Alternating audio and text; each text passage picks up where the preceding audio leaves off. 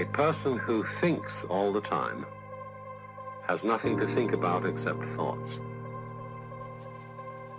So, he loses touch with reality and lives in a world of illusions.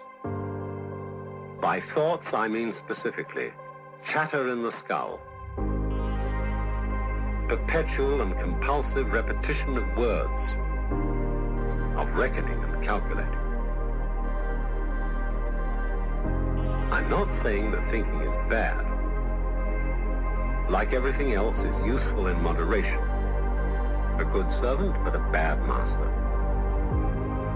And all so-called civilized peoples have increasingly become crazy and self-destructive because through excessive thinking they have lost touch with reality. That's to say, we confuse science with the real world.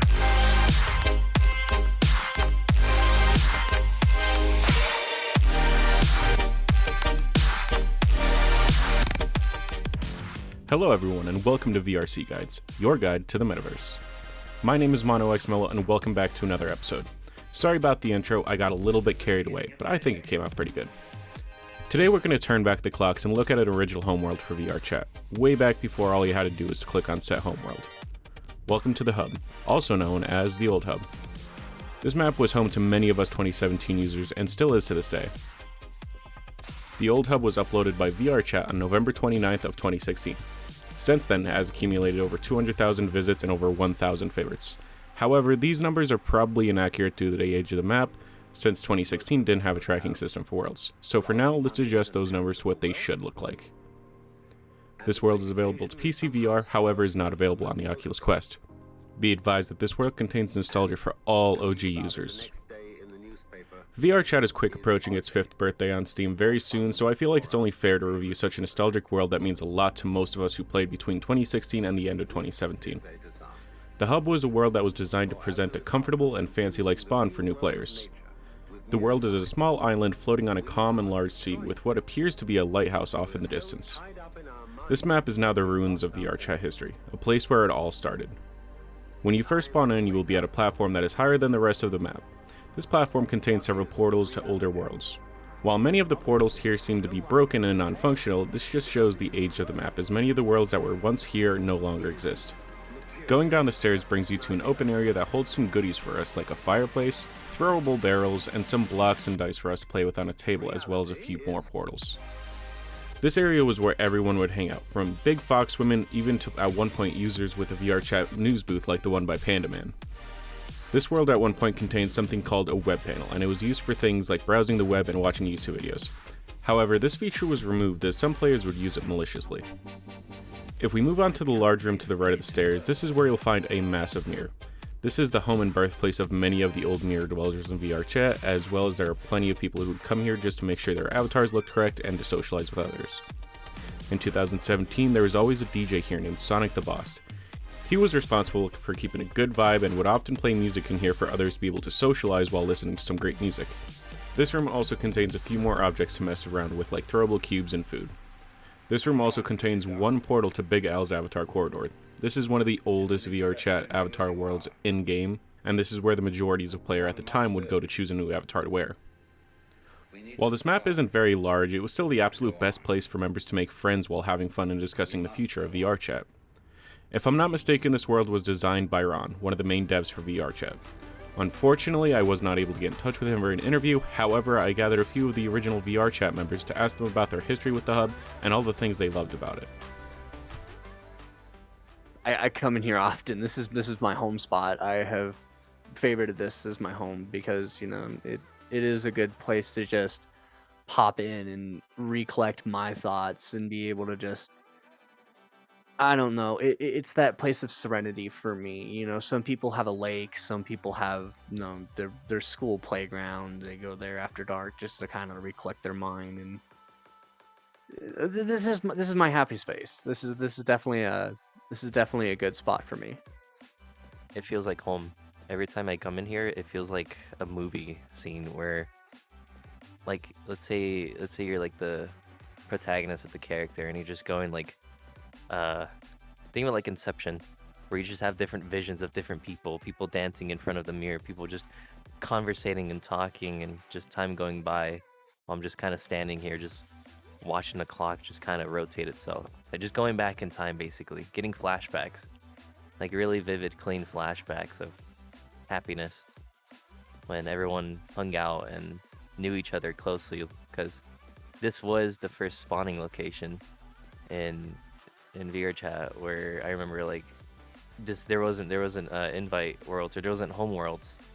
You weren't able to set a homeworld yet, so the first place you would spawn when you would start VRChat, the moment you launched VRChat, you would spawn in a public instance of the old hub, which was it got bad, which is why they made the home instances. But at the time, you know, you would spawn in and there would be someone else new to meet, and they'd be like, hey, you're in VR. Oh, hey, you're in VR. Like VR at the time was so innovative. It was groundbreaking. I mean, this is essentially where we all started off back in 2017. This was the main go-to. Everyone would like spawn in here, and we'd all just like kick back, hang out, and then go on to other worlds from here for the most part. Essentially, this was like a home away from home. When we used to come in here, I was in desktop at the time. I didn't even have VR, so it's like kind of point, grab, move. This is how you drink essentially, and then you could throw it, and that was it. You know, that was like, aside from the social interaction, being in desktop mode sucked. But it was all we had. At least those without VR. I swear, every time I come back here, it feels weird. Like, do you remember the name of that phobia? Like when you play the game, and there used to be people here and there, and yeah, it's like when you play a Call of Duty game, or I don't know, like a Battlefield game, or I don't know, even an MMO, and you realize the streets are empty. Man, this is just, it's like, it's this weird feeling like claustrophobia, but it's different, you know. It's, this place just, it could use a lot more people than just the two of us. Or even worse, when there's just one person in front of the mirror and there's nobody else around you. This is just, man, this, that's awkward. But it is something that happens quite often. And to be fair, the reason why I find this weird is because this, in a way, has been a part of the experience this whole time, even since the early days. The old hub is a world that many of us hold very close to our hearts. A lot of us started here when we first started playing. Everyone knew each other, and we always had a fun time, from mini concert to just hanging out with someone you've never met. This world has made connections that no other world has been able to replicate, and I don't think I'm alone when I say that.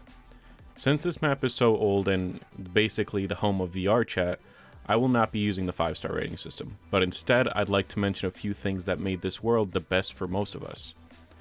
In 2017, the community was so small that there was always a mod hanging out with us, most notable VRPill and Gunter. They were some of the most active hosts at the time, and hosts were defined as admins and mods. There were several occasions where we would get lost in a public conversation and we would all make some amazing friends. My personal favorite experience was simply being able to better socialize. With no hidden rooms or walls splitting people apart, everybody could roam and just jump into a conversation they thought was interesting. This is what made the community so strong and less separated. Just being able to join a conversation and not feel out of place made it fun, engaging, and overall amazing. If you haven't visited the original hub, I strongly recommend launching into a public instance and just inviting everyone on your friends list. This is how you can experience the map to its fullest. The world's design is meant for you to gather people to talk to, so let's get this map back on the popular tab. If you enjoyed this video, please consider hitting like and subscribing. If you would like to request a world to review, leave a comment or join the Discord in the description. And if you want to support my content, please consider joining the Patreon linked in the description. Until next time, on to new worlds.